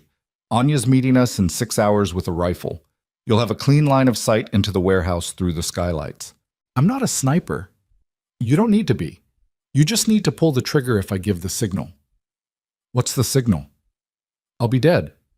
Elena's chest tightened. That's not a plan. It's the only plan we have. Lucien looked at her. Victor wants me. He'll get me. But what he doesn't know is that the moment I walk into that building, he's already lost. How? Because I'm not going in there to negotiate. His voice was cold. I'm going in there to kill him. Isabella's presence changes nothing. She made her choice 8 years ago. She's been alive this whole time and never reached out, never tried to come home. That means she chose Victor over her family. You don't mean that? Yes, I do. His eyes were empty. And if saving her means walking away from Victor alive, then she dies too. Elena stared at him. You're going to kill your own sister? If I have to. Jesus Christ, Lucian. This is who I am. He stood. This is the world you chose to stay in. If you can't handle it, leave now. Elena didn't move. Lucian nodded. Good. Get some rest. We leave at dawn. He walked into the bedroom and closed the door. Elena sat alone in the dark apartment, her gun heavy in her hands, and wondered if she'd just agreed to help murder an innocent woman, or if innocence even existed in this world anymore. Anya arrived at 5 in the morning with a duffel bag full of weapons. She handed Elena a rifle. Ever used one of these? On the range. This isn't a range. This is real. You miss, people die. You hesitate, people die. You understand? Yes. Good.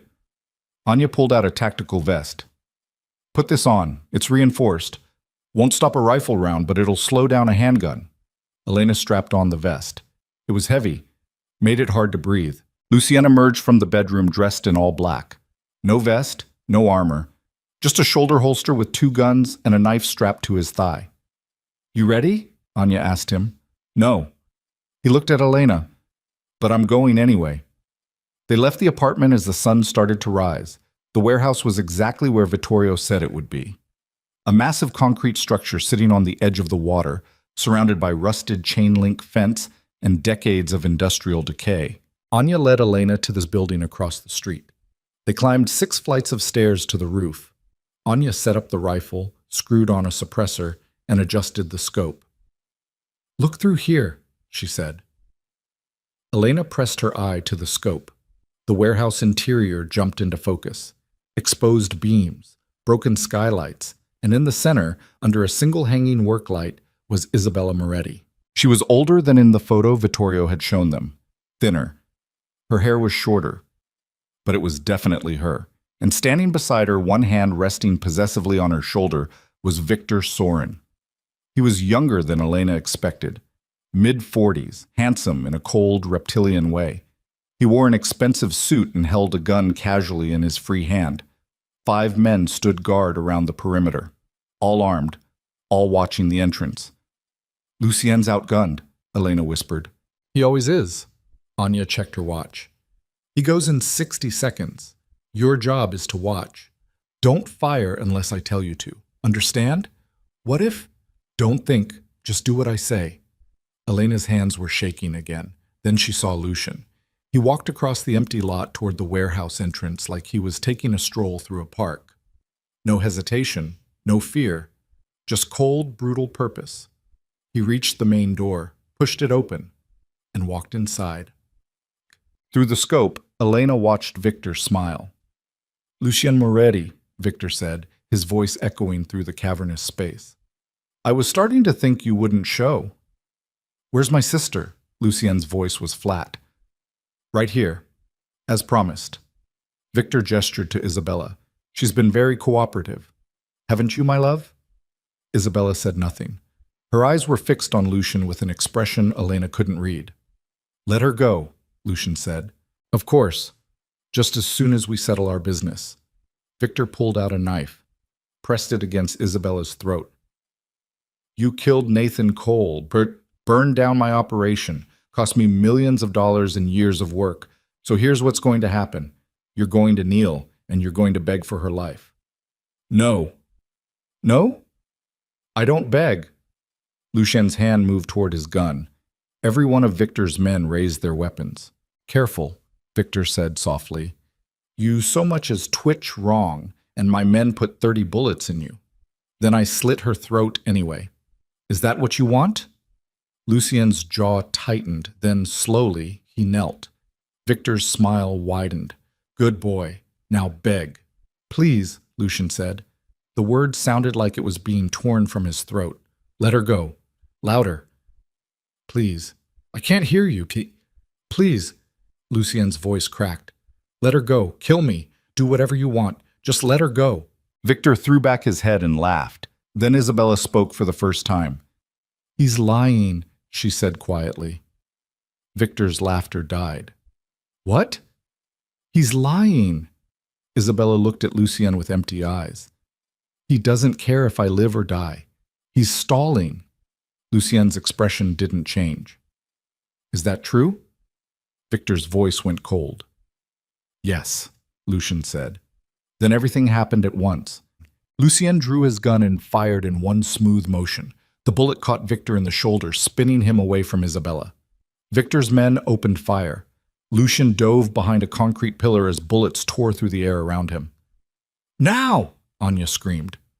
Elena pulled the trigger. The rifle kicked against her shoulder. Through the scope, she saw one of Victor's men drop. She fired again. Another man fell. Anya was beside her now, firing her own rifle with mechanical precision. Down in the warehouse, chaos erupted. Lucien was moving, firing, taking down Victor's men one by one with brutal efficiency. But he was bleeding. Elena could see it, a wound in his side, another in his leg. He was going to die. Cover me, Anya said. What? But Anya was already running. She rappelled down the side of the building with a rope Elena hadn't even seen her set up, hit the ground, and sprinted toward the warehouse. Elena kept firing. Her hands were steady now, her breathing calm. Everything Anya had taught her crystallized into focus. She dropped another guard, then another, down to 2. Victor and one remaining soldier. Then Elena's rifle clicked empty. No, no, no! She scrambled for another magazine. Her hands were shaking again. She couldn't find it. A gunshot rang out from inside the warehouse. Elena looked through the scope. Lucien was down. Blood pooled beneath him. Victor was standing over him, gun raised, and Isabella was crying. Victor said something Elena couldn't hear. Then he aimed at Lucien's head. Elena didn't think.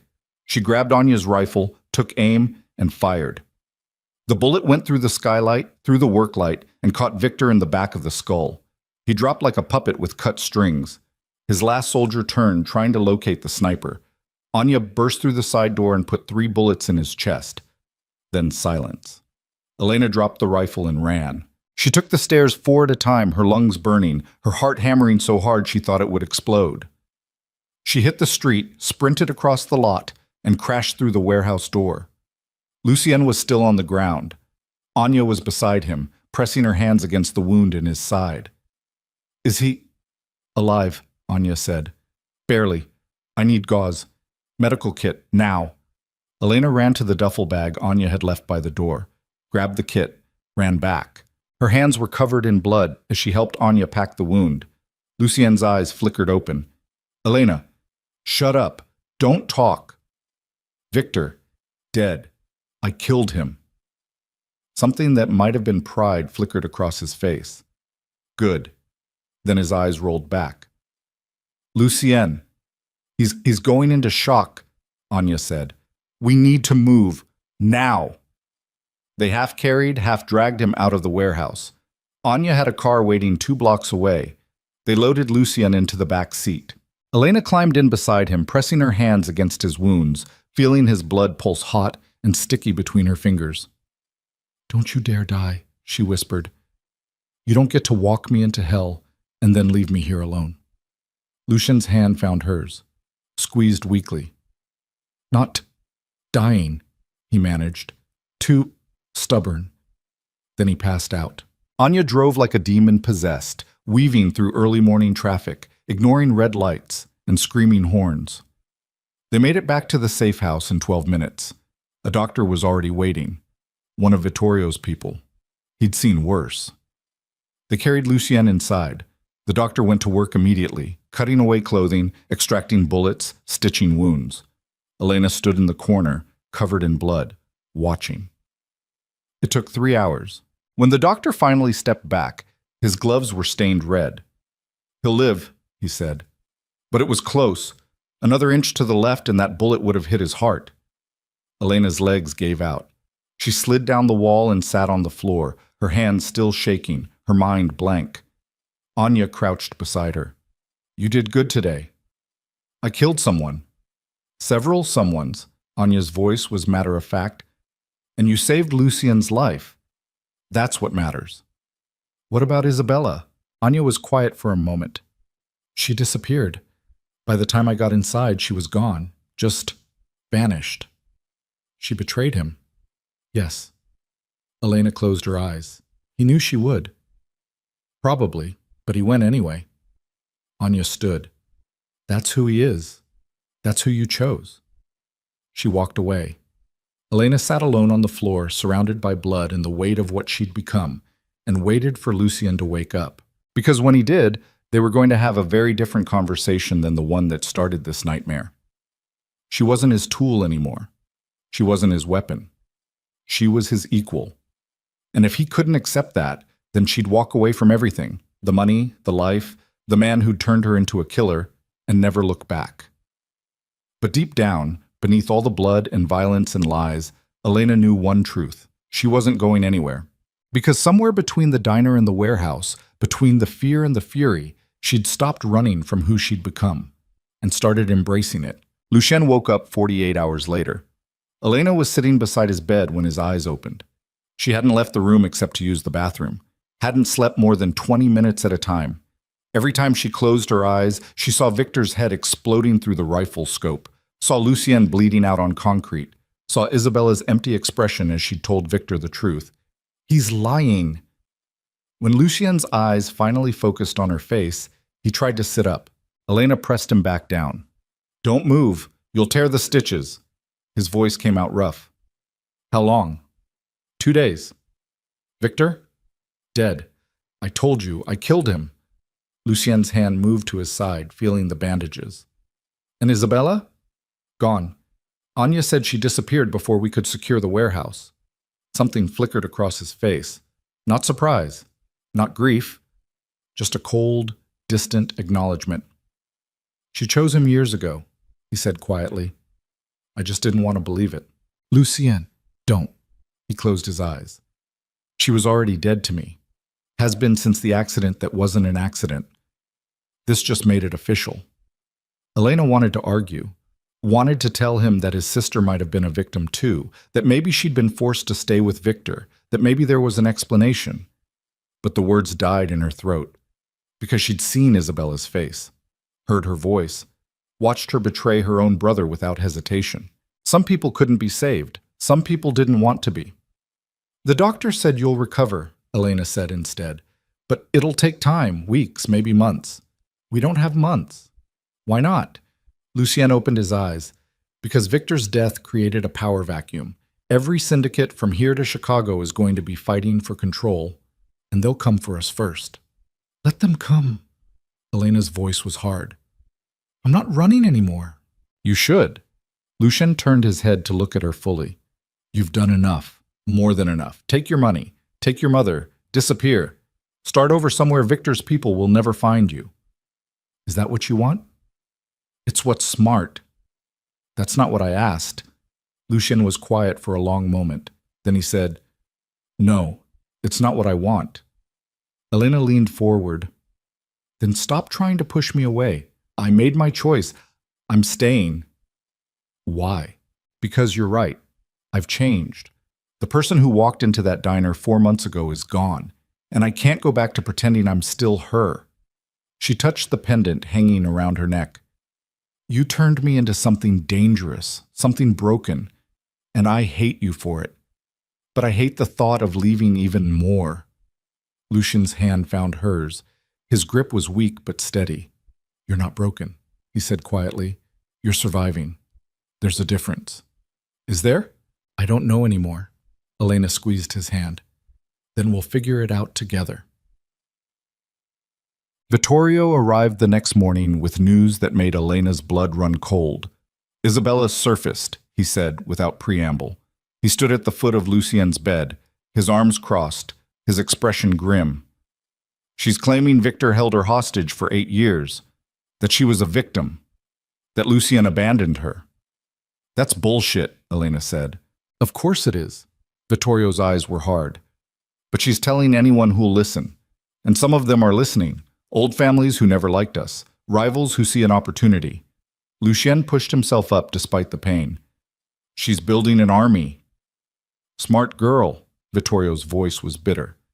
She learned well from Victor. Use sentiment as a weapon. Make herself the victim. Rally support from people who want to see our family burn. How many? 3 syndicates so far. Small operations, but growing. She's promising them territory, resources, access to whatever Victor left behind. Vittorio paused. She's also put a bounty on your head. $2 million. Dead or alive. The room went silent. Elena felt ice spread through her veins. She's trying to kill her own brothers. She's trying to take what she thinks should be hers, Vittorio corrected. In her mind, Lucien abandoned her, let her die, didn't search for her, so now she wants revenge. Lucien's jaw tightened. Where is she? Manhattan. Penthousey apartment overlooking Central Park. Victor's old place. She's fortified it. Guards, security, the works. Then we go to her. You can barely walk. I don't care. Lucien swung his legs off the bed. His face went white with pain, but he didn't stop. She ends this, today. Elena stood. I'm coming with you. No. Don't even try. She met his eyes. You're hurt. You need backup. And like it or not, I'm all you've got right now. Vittorio watched them both with something that might have been approval. The girl's right. You need her. Question is, can you trust her to do what needs to be done? Lucien looked at Elena. She looked back. And in that moment, something passed between them. An understanding, a recognition. They were both past the point of no return. Yes, Lucien said. I can. Thoughts. They left for Manhattan that afternoon. Anya drove. Lucien sat in the passenger seat, his side wrapped in fresh bandages, a gun in his lap. Elena sat in the back, checking her own weapon, mentally preparing for what was coming. Isabella won't go quietly, Anya said. She's smart, ruthless, and she knows you're coming. Good, Lucien said. I'm tired of surprises. They arrived at the building just after sunset. 30 floors of glass and steel overlooking the park. The kind of place where billionaires kept mistresses and criminals hid in plain sight. Security was tight. 2 guards at the front entrance, cameras everywhere. But Vittorio had provided blueprints, a service elevator that bypassed the main lobby. An access code that still worked because Isabella hadn't thought to change it. She'd always underestimated her brother. She'd do it one last time. They took the service elevator to the 29th floor, stepped out into a maintenance corridor. Anya led the way, her gun drawn, her movements precise. Lucien moved slower, pain evident in every step, but his eyes were sharp. They reached the door to Isabella's penthouse. Ready? Anya whispered. Lucien nodded. She kicked in the door. 3 guards were waiting in the foyer. They went down before they could raise their weapons. Anya's shots were clean, professional, lethal. More guards poured in from the main room. The firefight was brutal and close. Elena fired without thinking, her training taking over. She dropped one guard, then another. Her hands were steady, her breathing calm. She'd stopped being afraid. When the shooting stopped, 6 bodies littered the marble floor. And standing in the center of the main room, framed by floor-to-ceiling windows overlooking the glittering city, was Isabella Moretti. She wore a white silk dress. Her hair was down. She looked like an angel, but her eyes were empty. Hello, brother, she said softly. Lucien stepped into the room. Blood seeped through his bandages. He was barely standing, but his gun never wavered.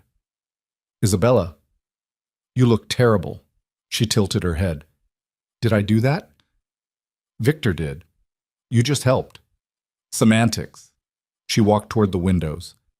You know, I used to dream about this moment, about seeing you again, about what I'd say.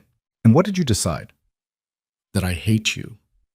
The words were delivered calmly, without heat. You let me die, Lucien. You buried me, moved on, forgot I existed. We thought you were dead.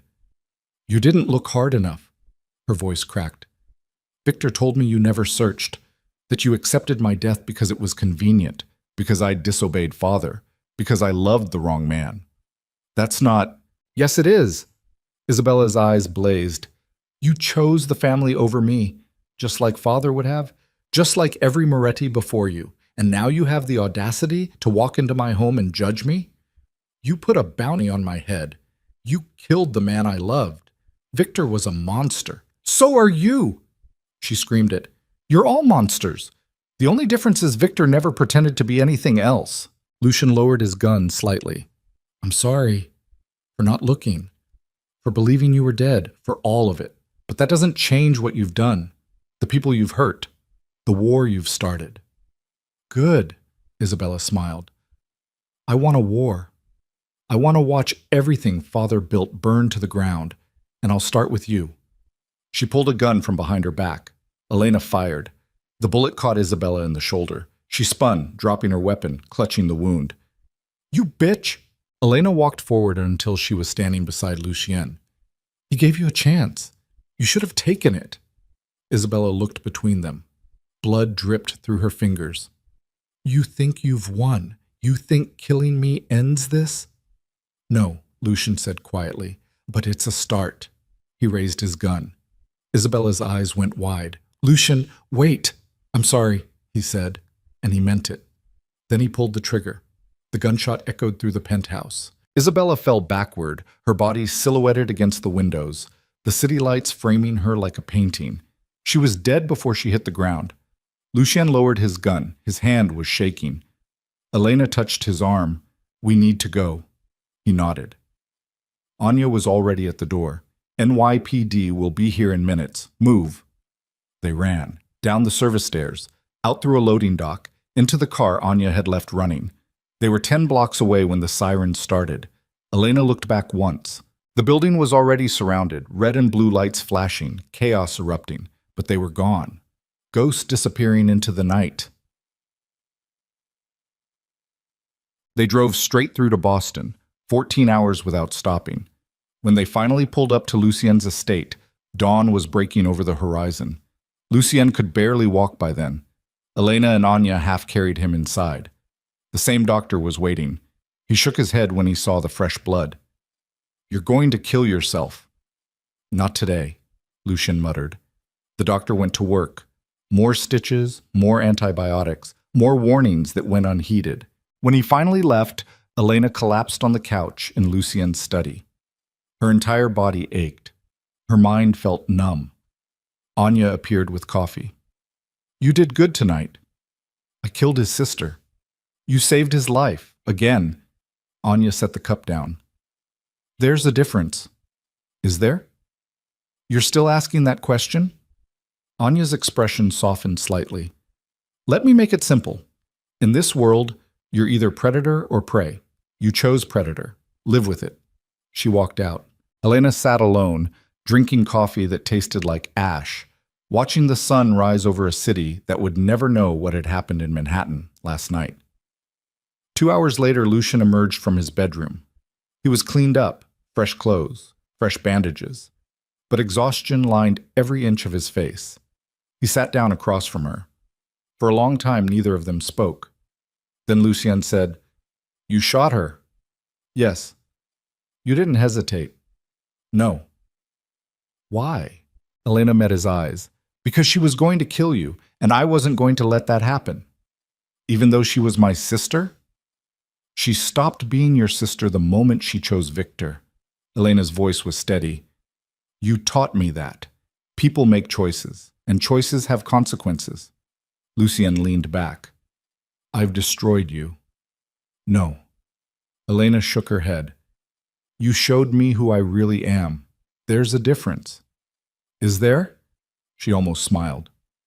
Everyone keeps asking that question, because none of us know the answer anymore. Silence fell again. Then Lucien said, Your mother's treatment is finished. The doctors say she's in remission. Full recovery expected.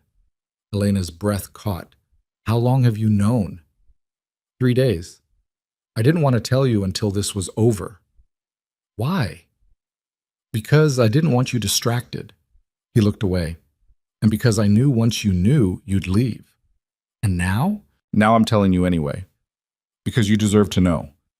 And because... He trailed off. Because what? Lucian finally looked at her, really looked at her. Because I can't ask you to stay. Not after everything I've put you through, everything I've turned you into. You have your money. Your mother's alive. The deal's done. You're free. Elena stood, walked to the window, stared out at the grounds where this nightmare had started 4 months ago. I killed 3 people last night, she said quietly. Shot Isabella without hesitation. Helped you execute your own sister. And I don't feel guilty. I don't feel anything except relief that you're alive. She turned to face him. So tell me, Lucien, if I leave now, what do I go back to? A life where I pretend none of this happened? Where I serve coffee and smile at strangers and act like I'm not someone who knows 14 ways to kill with her bare hands? You could try. I'd fail. She walked toward him. You were right. I've changed. I can't go back. And I don't want to. Lucian stood slowly. Then what do you want? Elena stopped in front of him, close enough to see the exhaustion in his eyes, the pain, the weight of everything he carried. I want you to stop lying to yourself, she said. Stop pretending you don't care. Stop pushing me away because you're afraid. I'm not afraid. Yes, you are. She touched his face. You're terrified. Of caring. Of losing someone again. Of being human instead of a monster. But guess what? I'm terrified too. And I'm doing it anyway. Lucien's hand came up, covering hers. If you stay, there's no going back. Ever. You'll be part of this world, part of my world, and that means blood, and violence, and darkness. I know. You'll have to make choices that haunt you. I already have. People will try to kill you. Let them try. Lucienne stared at her. Why? Why would you choose this? Because somewhere between the lies and the blood and the fear, I fell in love with the bastard who bought me. Elena's voice cracked. And I'm not walking away from that, even if it destroys me. The confession hung in the air between them. Lucien's jaw tightened, his eyes went dark. Don't. Don't what? Tell you the truth? Don't love me. His voice was raw. I'll ruin you. I'll turn you into something you'll hate. Elena kissed him. It wasn't gentle. It wasn't romantic. It was desperate and furious and tasted like blood and coffee and 4 months of violence and lies and truth they'd both been avoiding. When she pulled back, Lucien's eyes were wet. I can't give you normal, he whispered. Don't want normal. I can't give you safe. I don't want safe. Then what do you want? You. Elena pressed her forehead against his. Just you, however fucked up that is. Lucien's arms came around her, careful of his wounds, but holding her like she was the only real thing in his world. Okay, he said quietly.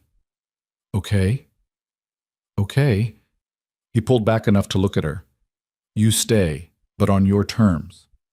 Not as property, not as a tool, as my equal. And your girlfriend? No. His thumb traced her jaw. My partner. In everything. Elena's chest tightened. That's all I wanted. It's going to be hell. Good. She almost smiled. I'm getting used to hell. Lucien kissed her again, softer this time, like he was trying to memorize the moment. When they finally broke apart, the sun was fully up. Light streamed through the windows, casting everything in gold. What happens now? Elena asked. Now we deal with the fallout from Isabella's death, rebuild, strengthen alliances, prepare for whatever comes next. Together? Together. Elena nodded. Then she thought of something. The pendant, the tracker. Lucian's hand moved to her throat, unclasped the chain, let it fall into his palm. You don't need this anymore, he said. I know exactly where you are. Where's that? Right where you belong. He dropped the pendant on his desk, and for the first time since Elena had walked into that diner and met a stranger who'd changed her life forever, she felt free. Not because the tracker was gone, but because she'd finally stopped running from who she'd become. 3 months later, Elena stood in her mother's hospital room, watching her pack up the last of her belongings. Margaret Vale looked nothing like the dying woman Elena had left behind. Her hair had grown back, color had returned to her cheeks. She moved without pain. The treatment had worked. She was going home. "You look different," Margaret said, studying her daughter. "Do I?" "Harder, older." Margaret folded a sweater carefully. "What happened to you, Elena?" Elena thought about everything. The warehouse, the compound, the bodies, the blood. "I survived," she said simply. "Did you?" The question was sharper than it should have been. Elena met her mother's eyes. "What do you want me to say? That I'm still the same scared girl who left here 4 months ago?" "I'm not. That girl died." "And who are you now?" "Someone who can protect you. Someone who can protect herself." Margaret was quiet for a moment. "And Lucien Moretti? What about him? Do you love him?" Elena didn't hesitate. "Yes. Even knowing what he is? Because of what he is." Elena helped her mother zip up the suitcase. "He gave me strength when I had none. He showed me I could be more than a victim. And yes, he's dangerous. Yes, he's killed people. Yes, he operates outside the law, but he's mine, and I'm his." Margaret studied her for a long moment. "I don't recognize you anymore." "Good." Elena picked up the suitcase. "The old me would have let Nathan steal everything and died broke and alone. The new me survives."